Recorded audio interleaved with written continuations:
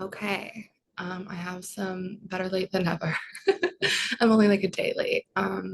Full moon in Capricorn cards, and they had a lot to say. I used three different decks, and I don't know, I just feel like we got a lot out of it. So the first cards I pulled were I got these like affirmation cards. I feel like I've had these since middle school, and I never knew what to do with them until like a year or two ago. I started throwing them around, and they kind of told us like a little story. I like these ones because they're so pretty too.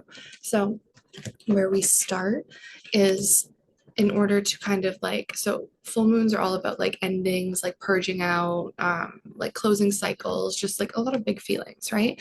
So in order, if you want to like make it through this time with like your head on straight or as straight as possible, then this card says I understand the rules of the game of life. And I made a video on Instagram, like preluding to this, kind of just yapping about like the current state of the world and like what's likely going to happen with like government and politics, etc. And just like a lot of that, like if you spend too much time thinking about it or worrying about it, like that's the whole point. They want you to do that so that you're not a free person. So if you understand the rules of the game of life in that like all you can control is your vibration, you will be fine. Okay, so that's a good starting point. So on the back of this card, if I'm looking over here, it's because I have notes on the side. Um, so an affirmation is I can pre-pave segment by segment my life experience into becoming the allower I was born to be. Because you have free will. Please don't forget that. And another good affirmation, I really like this one. I was destined to a life of fulfillment and never-ending joy because you were. You deserve to be happy, okay? And then so once you understand the rules of the game of life, you understand that you're not in competition for well-being. And so any perceived shortages that are coming up in your own life, like that's of your own making, that's like a limiting belief that you can work through. Because we live in an unlimited universe. And like even like I'll see this in my parents, like we're not poor by any means. Like we're not like rolling in money, but we're not poor. And if we go to the grocery store and let's say like pancake syrup isn't on sale, it's like $1 extra. They're like, oh no, it was too much money. I didn't buy it. It's $1.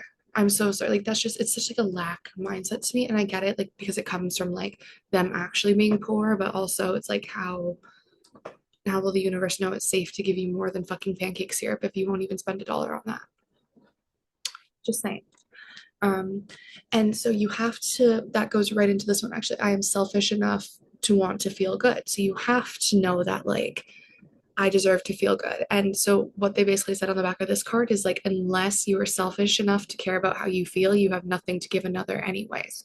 Because anything that you try to offer someone coming from a place where like you're not in your own integrity, like it's tainted, you know, it's just like it's not the energetics aren't right. So you have to be selfish enough to want to feel good because a lot of people aren't. A lot of people are addicted to suffering and they're content with that. Um, and in order to be selfish enough to feel good, so like once you get to that point, then you can start to visualize it, right? So you see yourself enjoying perfect well being. So here are some more affirmations. I see myself in perfect health with absolute prosperity and invigorated with life. Wouldn't that be so nice? Don't you want to feel like that every day? I am appreciating this physical life that I wanted as I decided to be a physical being. That one's really good because I think a lot of us are like, not a lot of us, but sometimes I get caught in the trap of being like, well, what's the point of all of this? Like, why am I here? My soul incarnated as a human because I wanted to learn all of these lessons and evolve consciously through this. That's just the way it is. So if you take accountability for that and own up to that, then it kind of becomes fun to deal with. Um, so then an affirmation that will help you with that is it is glorious to be here making decisions with my physical brain, but accessing the power of the universe. You can tap into that. I've done it. You can do it too. And then the end result of this, very beautiful.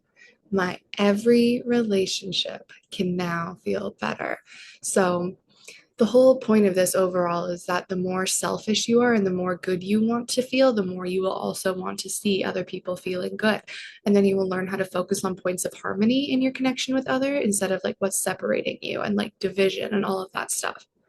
Like it's In the Instagram video I made, I talk about how they're pushing us towards unity, but like kind of in weird, creepy ways. But like what we want is like unity consciousness, like the understanding that I am you and everything that I do for me benefits you and vice versa. Okay.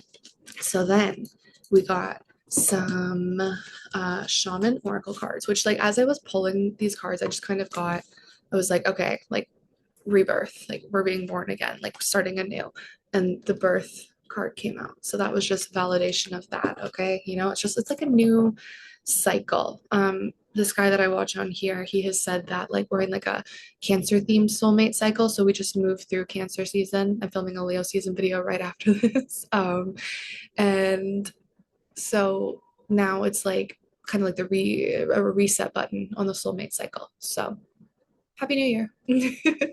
Okay, so we got for tarot and oracle, we got the Five of Pentacles with North or Solitude.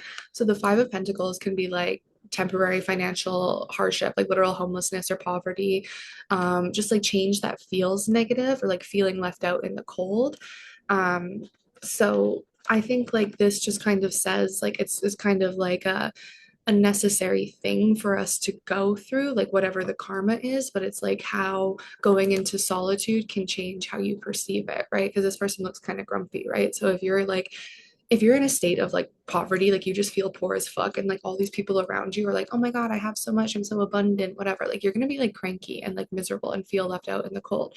So sometimes what you have to do is like go into solitude and follow your North Star, right? Out of like the mess that you're in. And because sometimes I'm fucking bipolar. I've dug myself many holes over the years that I'm still cleaning up.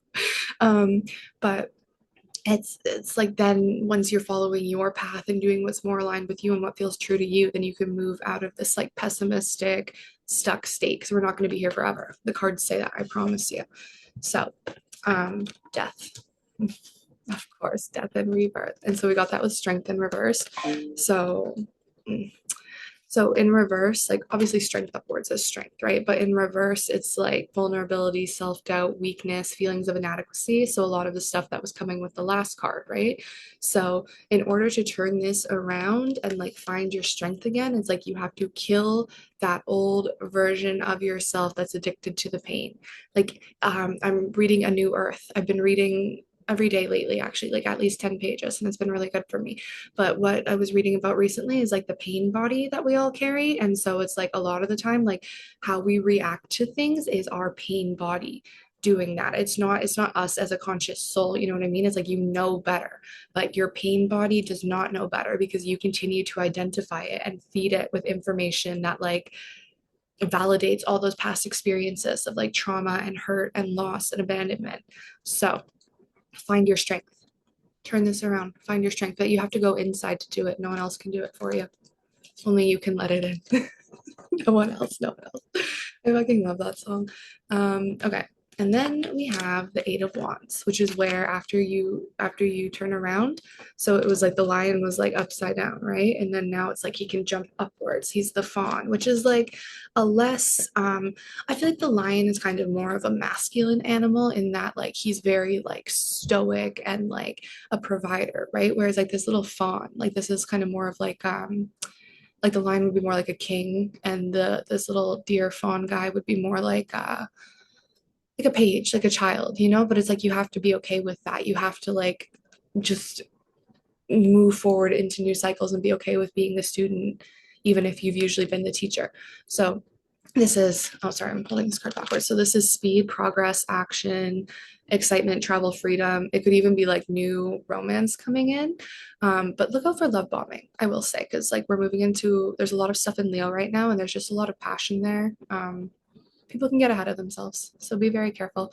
And so to go with that, we have the staff, which is foundation. So while you're leaping ahead and whatever, it's like also just kind of reminding you, like, okay, so you have this like inner known, this like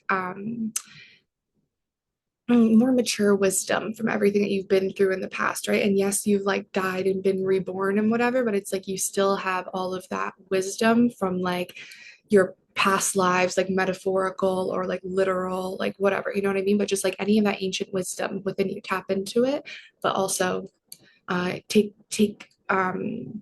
take advantage of this energy and spring forward towards your goals, okay? Because it keeps getting more colorful here. It's so fun because then we move to the sun, which is good. And then we also have this. You see how everything was so dark and bleak and depressing at the start, and now look where we are. Okay, so the sun is all about positivity, freedom, fun, success, happiness. It can mean pregnancy and fertility. So I am just paired with the last card. I'm gonna be careful. Please be careful. What will it be 9 months from now? Whatever kind of babies you're making, make sure they're good ones. I feel like it would be a Gemini baby.